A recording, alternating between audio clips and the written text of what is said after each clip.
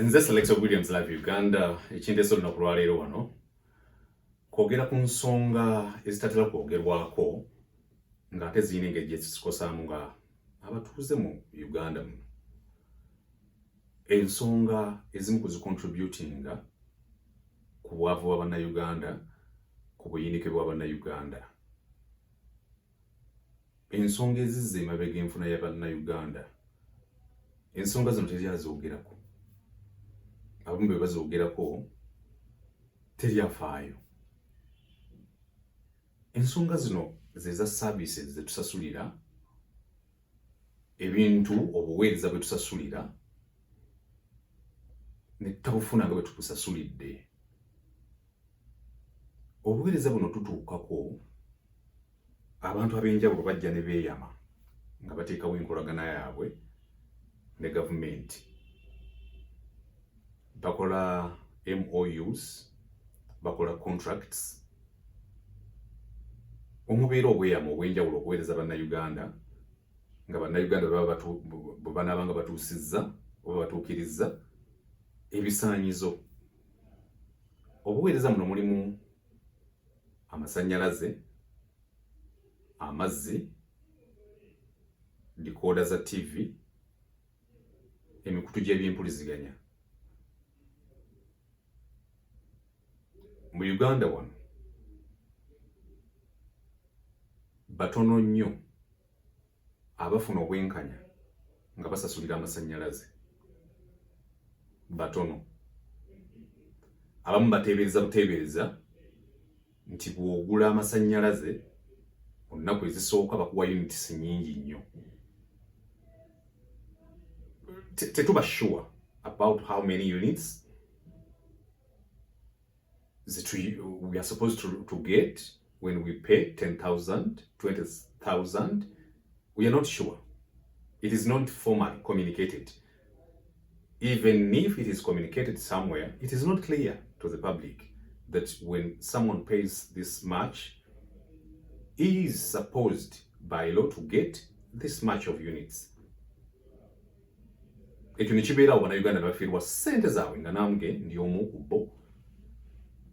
Tomanya bagenda kuwa mmeka leero units zino.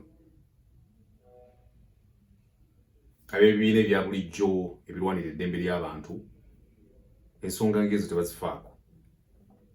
Ne bannabyabufuzi olumu bazibyerabira ebintu bwe bityo ng'ate bicontributinga ku bwavu, ku buyinike bw'Abannayuganda. Dear government, dear whoever is responsible for electricity distribution in Uganda, dear Umeme, whoever is responsible for Yaka as a service to Ugandans, which service Ugandans continue to pay for, and we end up not getting the value for the money we pay on a daily basis. Who is responsible? Nti olwaleero mu Uganda tomanya units emeka ze bagenda kukuwa.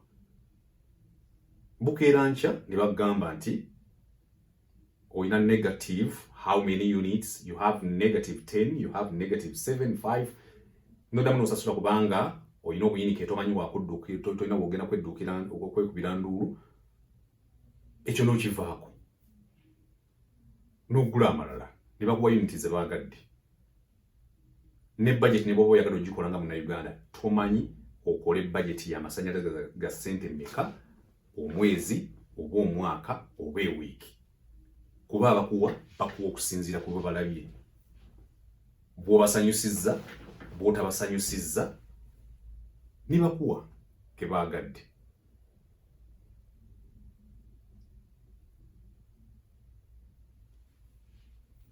Amazzi basobola okusalako lwe baagadde. Bagasalako lwe baagadde, bagabaddeko bill bakuwa. If they woke up on the bad side of their beds or bed, they'll give a bill, not caring about how you feel, how you have used the water that month. Bakuwa kusinziira ku bawulira bo. Era olw'obuyinike n'okuba nti tolina kulwanirira olwokuba bakusazeeko oba olwokuba bagenda kusalako ate amazzi ogeetaaga n'osasula lwe gatabaddeeko bwe baba bakuyambye ne bateekayo ekirango eryo eddembe eryo teryalirwanirira nti amazzi gaavuddeko gasaliddwako. What happens to me when I take days or weeks without water? Who is responsible for my rights to have water as a necessity in life, as a domestic need? Who is responsible? Ani avunaanyizibwa?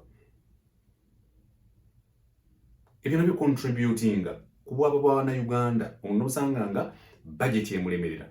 No one is caring about how much money a person is supposed to pay for water on a monthly basis. Twawona amasanyalaze gali aga mita abo bakubanga biru bajagalira ne tugenda mu Ghana aga wesasulire ate it is becoming worse. Decoders. It is a right for a Ugandan to stay informed, to watch news, get information of what is happening in their country. But those foreign decoders, your rights, lwaki basayininga an agreement egamba nti decoder ejja kujjangako local channels subscription weggwako. A deal would be at least olekako 1, 2, 3 stations ziri local. Bw'ogendayo they will tell you naye gundi nga tugirekako on decoders, at least nze gye ndiko n'abalala nga baganda bange ze baliko maama wange muto byonna bigenda lumu. No one is caring. Era emiwendo gyabwe bakutegeezako kutegeeza nti mwezi ogujja tujja kwongeza, muguli tujja kwongeza. Nazo zicontributinga ku bwavu bw'Abannayuganda. Siraba muntu afaayo kukyogerako. Bannayuganda bangi nnyo bali awo bakivaako. Abamu n'agamba TV nagiwanika ne ngiwummula. Telecom companies zicontributinga nnyo ku bwavu bw'Abannayuganda, ku buyinike bw'Abannayuganda financially.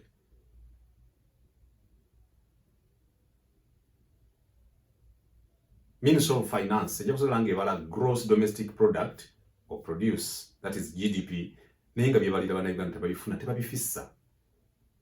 Bw'oba osobola okugula airtime naggwako engeri gy'ayagala. Ennaku zino ekimu ku byetaago bya Munnayuganda ye internet. Abantu kwe bakolera business, abantu kwe bakolera ebintu eby'enjawulo bisobola obbabeezaawo. Abaana balina boutiques nga ziri okwo, abantu balina ebyettunzi eby'enjawulo be balina okwo nga babikolera okwo. News channels ziri online. People earn out of blogging. In other words, they use internet. It is so unfortunate for one to buy, to subscribe for a certain amount, for a certain volume of data in gigabytes or megabytes, and you're having 100% of that data. Before using that data, you receive a message telling you that you have already used your 70% of the data you have just bought, or the data you have just subscribed for. As you're still thinking about brainstorming on how you can get about away from that, another message is coming in, letting you know that 90% of that data you have just subscribed for, you have just paid for, is used up. As you're trying to go through messages you received when data was off, 100% of the data is gone in 2 minutes. Tewali nkola, tewali kunnyonnyola, kutunnyonnyola nti data ono agenda haawo. They will tell you that we are on 4th generation, that is 4G. The internet is so on high speed, that is why the internet runs like that. But even when I'm not on internet, yes, they will tell you you're having background applications that are running. But even when I'm disabling all the applications, even when the phone's data button is pressed off, the data will keep being consumed. Dear telecom companies, what do you think Ugandans think of you when you keep consuming their money, taking their money with no value for it? Twakite muli fair. Government, Uganda Communications Commission. Emirundi mingi muvuddeyo ku nsonga nyingi nnyo. Ni bannayuganda balina kubeerawo how, because telecom companies are under your supervision. Naye mmwe mufaayo okoddi.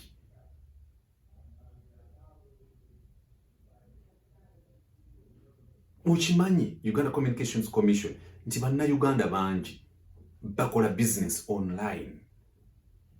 Bakola business through phone calls. Niyo omuntu watukira okugamba kanve ku masimu, kanve ku data. Then you're giving us a disservice, you telecom companies. And what was your agreement, your memorandum of understanding, your contracts, your mandate? What are your responsibilities? How are you supposed to extend services to Ugandans, especially after paying for the services, and you fail to provide 100% services other than just sending us messages of you have subscribed for a weekly bundle worth this much, and after a second another message comes of you have used 100% of that data volume.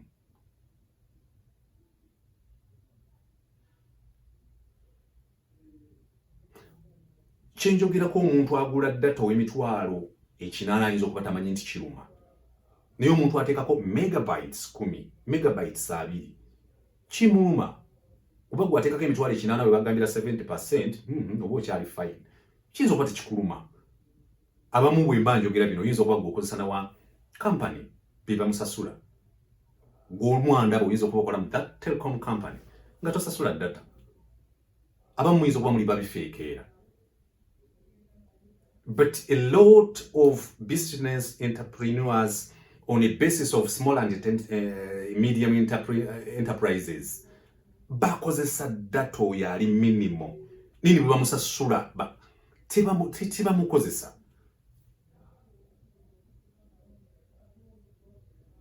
Government fe abamu ku ffe tugezaako as much as possible okubeera silent about many things.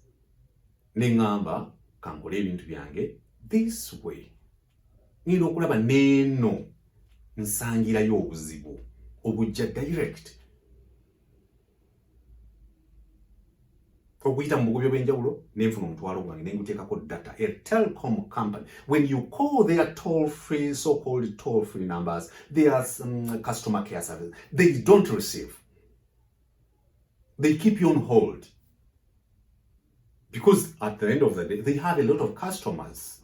They will tell you, bannange tugumiikirizeeko, nyiga star bwe oyagala bakugambe mu Lunyankole, nyiga 8 bwe oyagala bwerere, beerako munnaye bakyali busy. I understand you have a lot of customers.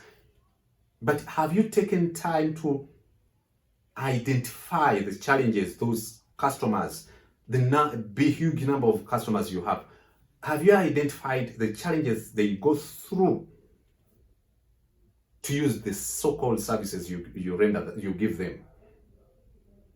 Temumanyi bibayitamu.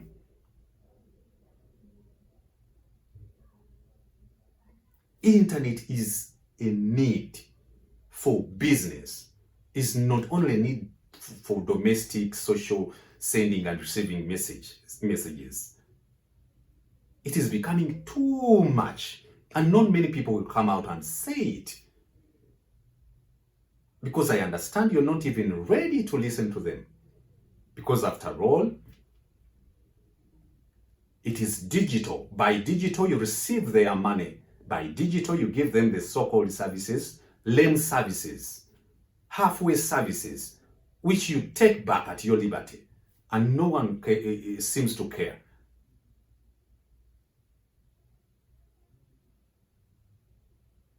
Who is responsible for the so-called services, lame services?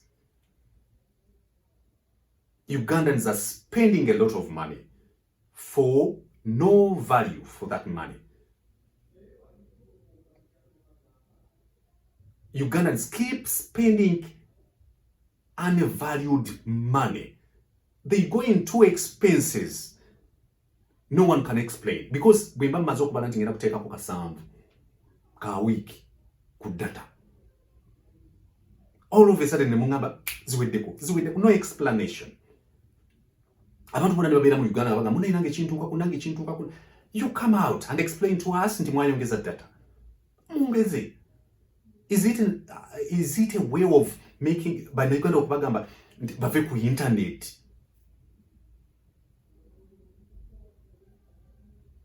This video is out of the emotions that have kept piling in my head. I'm really emotionally indeed down. No Sasula.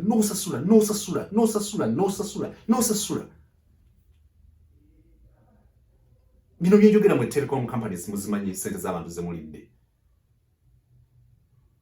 And it is a curse on you. Uganda Communications Commission, please intervene. Ebintu ebikosa bana Uganda bingi.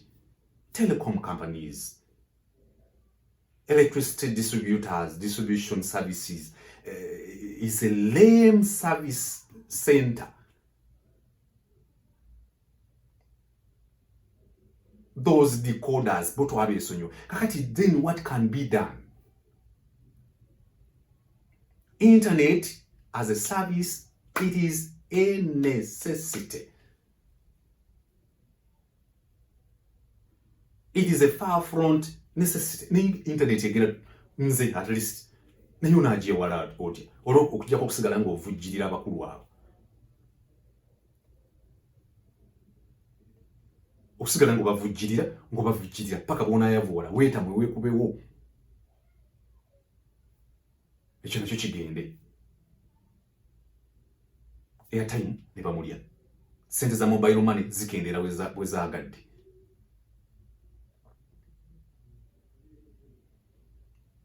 Omudama n'okozesa zonna nzigo. Ekyo bannayuganda bakimanyire bamanya nti you can use sente zosobola okugwako, no one cares, not about 70%, 90, 80, 100% in no time.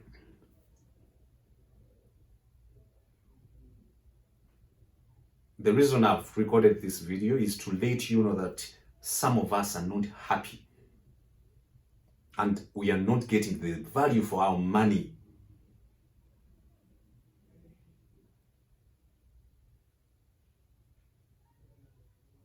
Uganda Communications Commission, I once again call upon you to come and intervene.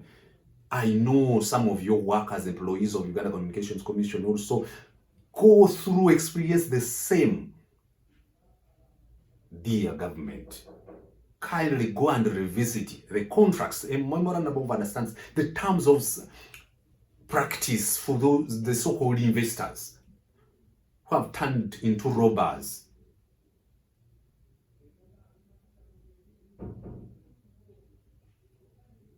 Mwino chimanya government nti abantu abo abazenga ba investors abali mu kurobinga bana Uganda ba contributing kinene nnyo ku busungu bwa bana Uganda. Ba contributing kinene nnyo ku busungu abantu bwe bayina. Amuntu agaye kantekeke enkumi zange 5 ne bazidya just like that. Not knowing that they are eating their attracting a curse on the so-called businesses. Mulowooza ebikoli mu bivaawo. Gwe nobba omunaku owa Central Region, districts zonna ezirimu ezikola Greater Buganda n'ozibba. Nobba Western Region, nobba Eastern Region, nobba Northern Region, nobba regions of the entire country. And you think that ojja getting away. The companies osanga ngecollapsinze mu ngeri etategeerekeka.